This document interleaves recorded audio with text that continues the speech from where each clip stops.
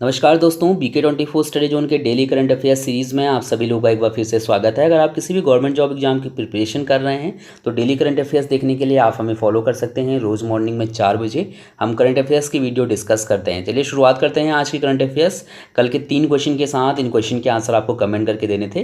पहला क्वेश्चन मैंने आपसे पूछा था कि 1 मार्च को विदेश मंत्री सुषमा स्वराज ने किस देश में आयोजित इस्लामिक सहयोग संगठन में भाग लिया। तो इसका सही आंसर ऑप्शन ए वाला था, यानी कि UAE में। ठीक है, तो इसमें जो है पाकिस्तान ने भाग नहीं लिया था और भारत ने जो है इसमें भाग लिया था, भारत की विदेश मंत्री सुषमा स्वराज ने। क्वेश्चन नंबर सेकंड था आपके लिए कि हाल ही में केंद्र सरकार द्वारा बायो एथनॉल परियोजनाओं को बढ़ावा देने के लिए कौन सी योजना शुरू की गई है। तो इसका सही, काफ़ी इंपॉर्टेंट क्वेश्चन था, सही आंसर इसका ऑप्शन ए वाला था, यानी कि G1 योजना शुरू की गई है बायो एथनॉल परियोजनाओं को बढ़ावा देने के लिए। देन क्वेश्चन नंबर थर्ड आपके लिए था कि निम्नलिखित में से किसे हाल ही में सबसे कम आयु का अरबपति घोषित किया गया है। तो काइली जेनर को हाल ही में सबसे कम आयु का अरबपति घोषित किया गया है। 21 वर्ष इनकी आयु है और बेसिकली कॉस्मेटिक्स के क्षेत्र में जो है काफ़ी नाम इन्होंने कमाया है। ये कॉस्मेटिक कंपनी है इनकी और उससे जो है इन्होंने काफ़ी पैसा बनाया है। इसके अलावा ये एक्टर भी हैं, ठीक है, मॉडल भी हैं। तो आप समझ सकते हैं 21 वर्ष की आयु में जो है ये अरबपति बन चुकी हैं। शुरुआत कर रहे हैं आज की करंट अफेयर्स। पहला क्वेश्चन है हमारा कि विश्व स्वास्थ्य दिवस कब मनाया जाता है, यानी कि वर्ल्ड हेल्थ डे कब मनाया जाता है। तो इसका सही आंसर है ऑप्शन सी वाला, यानी कि 7 अप्रैल को। 7 अप्रैल को विश्व स्वास्थ्य दिवस मनाते हैं हम लोग हर साल। इसका उद्देश्य है लोगों को स्वास्थ्य के प्रति जागरूक करना। ठीक है, इसके अलावा अगर इस वर्ष के लिए इसकी थीम पूछी जाती है तो ये काफ़ी इंपॉर्टेंट हो जाता है एग्जाम के लिए। तो इसकी थीम रखी गई थी इस वर्ष के लिए यूनिवर्सल कवरेज एवरीवन एवरीवेयर। ठीक है, तो आपको इसके लिए थीम पता होनी चाहिए, थीम एग्जाम में काफ़ी ज़्यादा पूछी जाती है। हम बात कर रहे हैं यहाँ पर विश्व स्वास्थ्य दिवस की। तो ये दिवस क्यों मनाया जाता है, तो इसी दिन जो है जो WHO है, यानी कि विश्व स्वास्थ्य संगठन है, इसकी स्थापना हुई थी 7 अप्रैल 1948 को और इसी दिन की याद में हम लोग हर साल 7 अप्रैल को विश्व स्वास्थ्य दिवस मनाते हैं। एग्जाम में WHO का मुख्यालय पूछा जाता है, तो इसका मुख्यालय जिनेवा स्विट्जरलैंड में है। ठीक है, तो ये भी आपको पता होना चाहिए, जिनेवा स्विट्जरलैंड में WHO का मुख्यालय है। चलिए क्वेश्चन नंबर सेकंड है हमारा कि हाल ही में चेन्नई सेंट्रल रेलवे स्टेशन का नाम बदलकर क्या कर दिया गया है। तो इसका सही आंसर ऑप्शन सी वाला है, यानी कि doctor MG Ramachandran Chennai central railway station कर दिया गया है चेन्नई सेंट्रल रेलवे स्टेशन का नाम। ठीक है, यानी कि आगे लगा दिया गया है डॉक्टर MG रामचंद्रन। तो इस चीज़ आपको ध्यान रखना चाहिए। अगर हम बात करें डॉक्टर MG रामचंद्रन की, तो ये कौन थे, तो ये तमिलनाडु के पूर्व मुख्यमंत्री और साथ ही साथ ADMK के संस्थापक थे। ADMK तमिलनाडु की काफ़ी प्रतिष्ठित जो है राजनीतिक पार्टी है, तो इसी के संस्थापक थे ये। 1988 में इनको भारत रत्न से सम्मानित किया गया था। इसके अलावा जयललिता के राजनीतिक गुरु भी इन्हें माना जाता था।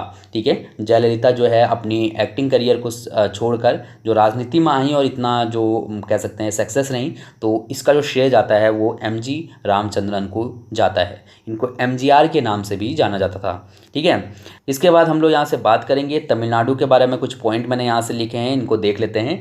तमिलनाडु की राजधानी चेन्नई है, जिले हैं यहाँ पर 33, राजभाषा है तमिल। अगर हम राज्यपाल की बात करें तो बनवारी लाल पुरोहित यहाँ के राज्यपाल हैं। मुख्यमंत्री हैं K पलानीस्वामी। मुख्य न्यायाधीश हैं जस्टिस विजया कमलेश ताहिर रमानी। सीटों की अगर बात करें तो सीटें विधानसभा के लिए हैं 235 सीटें, राज्यसभा के लिए 18 और लोकसभा के लिए हैं 39 सीटें। साक्षरता दर है यहाँ पर 80.33% और लिंगानुपात है 996। अगर मैं आपको तमिलनाडु ले चलूँ तो तमिलनाडु की सीमा कितने राज्यों से लगती है ये आपको पता होना चाहिए। तो ये केरल से लगा हुआ है, कर्नाटक से लगा हुआ है और आंध्र प्रदेश से लगा हुआ है, यानी कि 3 राज्यों की सीमा तमिलनाडु से लगी हुई है। इसके बाद क्वेश्चन नंबर थर्ड है हमारा कि हाल ही में सैमसंग ने किस देश में विश्व का पहला 5G फ़ोन लॉन्च किया है। तो इसका सही आंसर ऑप्शन बी वाला है, यानी कि दक्षिण कोरिया में। अभी हाल ही में दक्षिण कोरिया में पहला 5G फ़ोन लॉन्च किया है सैमसंग ने। इस मोबाइल का नाम है S10, गैलेक्सी S10। ठीक है, तो S10 जो है वो दक्षिण कोरिया में लॉन्च हो चुका है। ये पहला 5G मोबाइल फ़ोन है विश्व का। इससे पहले पहला 5G नेटवर्क जो है वो दक्षिण कोरिया में ही, मैंने बताया भी था आपको कि दक्षिण कोरिया में जो है पहला 5G नेटवर्क लॉन्च किया गया था। ठीक है, तो अब यहाँ पर जो है मोबाइल भी लॉन्च किया है सैमसंग ने। चलिए दोनों पॉइंट इंपॉर्टेंट हैं, 2 के 2 रट लीजिए। इसके बाद क्वेश्चन नंबर 4 है कि हाल ही में निम्नलिखित में से कौन भारत का पहला कार्बन पॉजिटिव सेटलमेंट गांव बना है। तो उसका सही आंसर ऑप्शन ए वाला है, यानी कि फयिंग।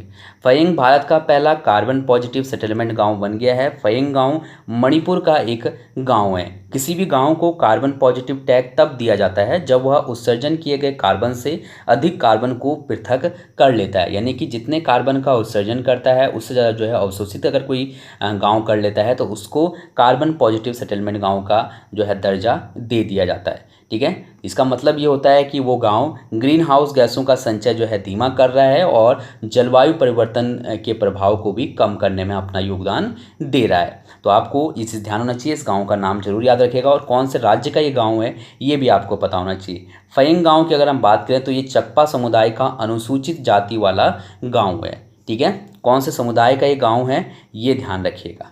चलिए, अगर हम बात करें मणिपुर की तो मणिपुर की राजधानी इम्फाल है। मुख्यमंत्री हैं एन बीरेन सिंह, राज्यपाल हैं नजमा हेपतुल्ला, मुख्य न्यायाधीश हैं न्यायमूर्ति रामलिंगम सुधाकर। और सीटों की अगर बात करते हैं तो विधानसभा के लिए 60 सीटें, राज्यसभा के लिए 1 और लोकसभा के लिए है 2 सीट। अगर मैं आपको मणिपुर ले चलूँ तो यहाँ से हम देखेंगे मणिपुर की सीमा 3 राज्यों से लगी हुई है, जिसमें एक तो मिजोरम हो गया, दूसरा असम है और तीसरा नागालैंड है।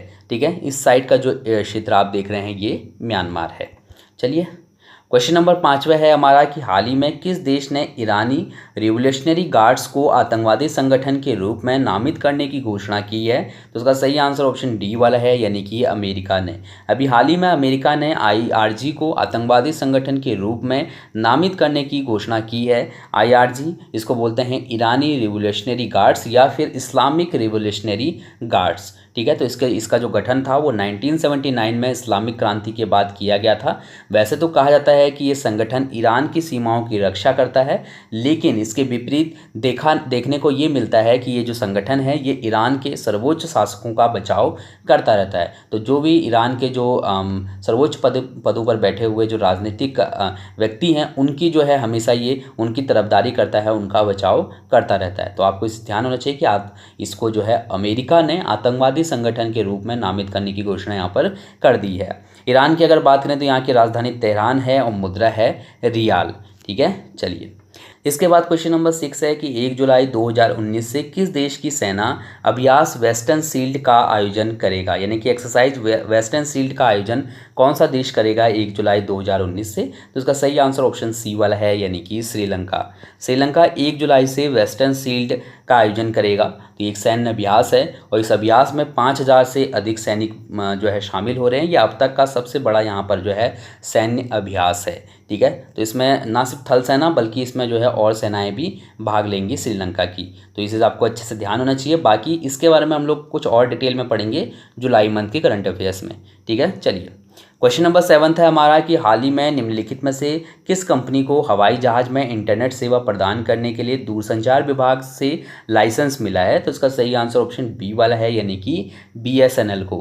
ठीक है, BSNL को हाल ही में हवाई जहाज में इंटरनेट सेवा देने के लिए जो है लाइसेंस मिल गया है। तो इस चीज़ आपको पता होना चाहिए, दूरसंचार विभाग ने जो है इसको इजाज़त दे दी है कि आप लोग हवाई जहाज़ में जो है इंटरनेट सेवाएं दे सकते हैं। अब भारतीय हवाई क्षेत्र में जितनी भी उड़ानें होंगी, जो भी एयरलाइंस हमारे देश में हैं, वो सभी जो है वाईफाई कनेक्टिविटी की सुविधा अपने यात्रियों को दे सकते हैं। ठीक है, तो इस चीज़ आपको यहाँ से ध्यान होना चाहिए, ये याद रखिएगा, इंपॉर्टेंट पॉइंट है यहाँ से। BSNL को जो है दूरसंचार विभाग ने ही लाइसेंस दिया है इंटरनेट सेवाएं प्रदान करने के लिए। क्वेश्चन नंबर 8वां है कि हाल ही में कैमरून गणराज्य में भारत का अगला उच्चायुक्त किसे नियुक्त किया गया है। तो इसका सही आंसर ऑप्शन बी वाला है, यानी कि राकेश मल्होत्रा को। अभी हाल ही में कैमरून गणराज्य में भारत का अगला उच्चायुक्त नियुक्त किया गया है। वर्तमान में राकेश मल्होत्रा मेलबर्न में भारत के महावाणिज्य दूत हैं। ठीक है, अगर हम बात करें कैमरून गणराज्य की तो इसकी राजधानी है योंडे और यहाँ की जो मुद्रा है वो है सेंट्रल अफ्रीकन CFA फ्रैंक। ठीक है, तो ये आपको यहाँ से ध्यान होना चाहिए। अगर मैं आपको मैप में दिखाऊं कैमरून, तो आप यहाँ पर अपना इंडिया देख पा रहे होंगे और जो ये पिन किया हुआ एरिया आपको दिख रहा है ये कैमरून का है। इसको जूम करेंगे तो आपको कुछ इस तरीके से जो है ये कैमरून दिखेगा। ठीक है, तो यहीं के उच्चायुक्त नियुक्त किए गए हैं। कौन, आपको ये चीज़ ध्यान होनी चाहिए, उनका नाम है राकेश मल्होत्रा। इसके बाद क्वेश्चन नंबर 9 है हमारा कि हाल ही में जारी सिविल सेवा परीक्षा 2018 परिणाम में किसने टॉप किया है। सिविल सेवा परीक्षा 2018 का जो है रिजल्ट आया है। वैसे मैं इस क्वेश्चन को इग्नोर करा था, लेकिन पिछले बार उत्तराखंड के एक पेपर में जो है 2017 के लिए पूछा गया था टॉपर, तो आपको इसका भी पता होना चाहिए। तो इसके टॉपर हैं कनिष्क कटारिया। ठीक है, कनिष्क कटारिया ने इस बार जो है यूपीएससी में टॉप किया है, तो ध्यान रखिएगा इनका नाम। और अगर महिलाओं की अगर बात की जाए तो महिलाओं में सृष्टि जयंत देशमुख ने टॉप किया है, और वैसे ओवरऑल देखा जाए तो ये 5वें स्थान पर रही। ठीक है, अगर कनिष्क कटारिया की अगर आप बात करेंगे तो ये आईआईटीएन है, मुंबई से जो है आईआईटी मुंबई से इनने अपनी पढ़ाई की है, और राजस्थान के ये मूल निवासी हैं। ठीक है, तो यहाँ पर से ये पॉइंट ध्यान रखिएगा। दोनों के दो जो है, दोनों ने ही बीटेक कर रखा था, कनिष्क कटारिया और सृष्टि जयंत देशमुख ने। ठीक है, चलिए ये आप यहाँ पर से देख पा रहे होंगे। तो ये कौन है, ये हैं कनिष्क कटारिया, जो कि टॉप पर हैं। पहली पोजीशन जो है यूपीएससी में अभी जो रैंक रिजल्ट आया है उसमें इन्हीं की है। और जो पहले महिलाओं में जो पहले नंबर पे हैं वो ये हैं, और इनका नाम आपको पता होना चाहिए। इनका नाम क्या है, सृष्टि जयंत देशमुख। तो ये पॉइंट यहाँ से ध्यान रखिएगा। वैसे ये 5वें नंबर पे हैं, लेकिन महिलाओं में पहले नंबर पे हैं। इसके बाद क्वेश्चन नंबर 10वां है कि अप्रैल 2019 में निम्नलिखित में से कौन सा देश अंतर्राष्ट्रीय सौर गठबंधन में शामिल हुआ है। तो इसका सही आंसर ऑप्शन ए वाला है, यानी कि बोलीविया। बोलीविया अप्रैल 2019 में अंतर्राष्ट्रीय सौर गठबंधन में शामिल हो गया है। अंतर्राष्ट्रीय सौर गठबंधन की जो शुरुआत है वो भारत और फ्रांस ने मिलकर नवंबर 2015 में की थी। ठीक है, तो एक के बाद एक जो है कई देश इसमें शामिल हुए, और अभी हाल ही में बोलीविया ने जो है अंतर्राष्ट्रीय सौर गठबंधन में शामिल हुआ है। तो आपको इसे ध्यान होना चाहिए। इसका जो मुख्यालय है अंतर्राष्ट्रीय सौर गठबंधन का, इसका मुख्यालय गुरुग्राम हरियाणा में है। अगर हम बात करें बोलीविया की, तो यहाँ की राजधानी है सुक्रे, राष्ट्रपति हैं एवो मोरालेस, और यहाँ की जो मुद्रा है वो है बोलीवियानो। ठीक है, तो आपको मुद्रा, राष्ट्रपति और राजधानी पता होना चाहिए, तो ध्यान रखिएगा। साथ में याद रखिएगा कि जो अंतर्राष्ट्रीय सौर गठबंधन है उसका मुख्यालय कहाँ है। अब आपके लिए आज के प्रश्नों की बात करते हैं। इन प्रश्नों के उत्तर आप मुझे कमेंट करके बताइएगा। पहला क्वेश्चन है कि अंतर्राष्ट्रीय महिला दिवस कब मनाया जाता है। अंतर्राष्ट्रीय महिला दिवस कब मनाते हैं, ये आपको बताना है। ठीक है, देख लीजिए अच्छे से और बताइए। सेकंड क्वेश्चन आपके लिए है कि हाल ही में इंदिरा नूई किस प्रसिद्ध ई कॉमर्स कंपनी के निदेशक मंडल में शामिल हुई हैं। इंदिरा नूई किस प्रसिद्ध ई कॉमर्स कंपनी के निदेशक मंडल में शामिल हुई हैं, ये बताइएगा। देन क्वेश्चन नंबर 3 है कि हाल ही में दुनिया का सबसे बड़ा ई कचरा रिसाइकलिंग हब कहाँ खोला गया है। ठीक है, ई वेस्ट रिसाइकलिंग हब कहाँ खोला गया है दुनिया का सबसे बड़ा, ये आपको बताना है। So thank you so much इस वीडियो को देखने के लिए। आपका दिन शुभ हो। कोई डाउट हो तो कमेंट करके पूछ सकते हैं। Thank you so much.